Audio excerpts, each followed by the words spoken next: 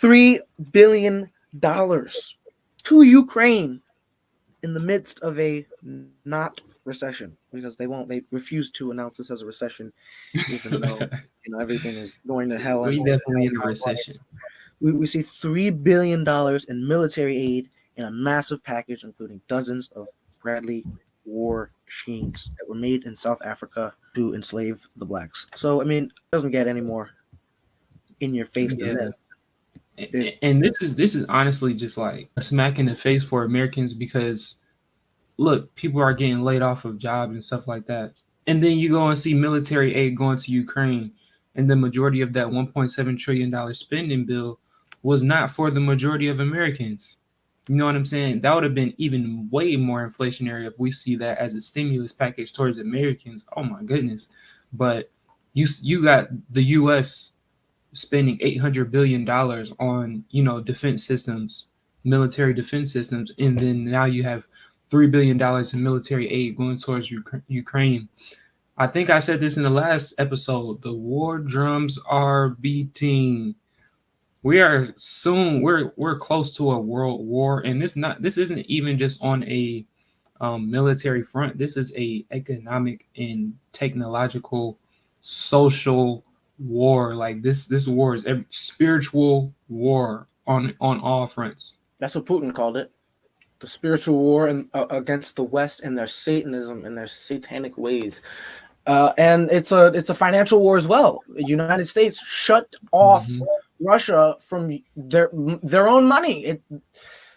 Not their own money, obviously, because it was able to get turned off. The SWIFT system completely nullified.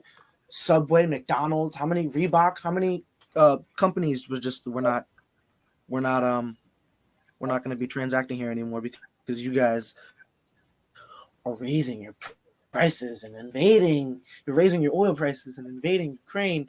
But when you think about it, Ukraine has been a part of Russia historically for hundreds of years. If you look back at maps, Ukraine is not a real place, right? So we see the irony of Israel. It's Russia. It's Russia. It's always been Russia. In any literature of history that goes back any amount of time past when the United States took over the world and Europe took over the world, Russia and Ukraine, it was just Russia. It's always been Russia. The Chechenian Muslims have been there forever. Those people have been there.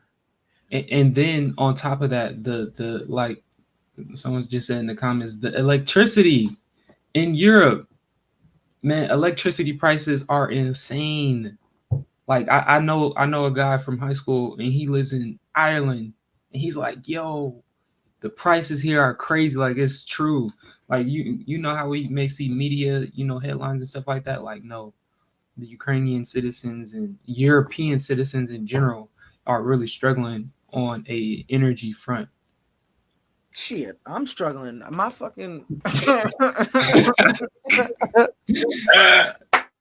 Hey, I'm with the Ukrainians, man. Where are my $3 billion in black man aid? Can I get some relief? Can I get a relief? Something? Man, send me some Bitcoin or something.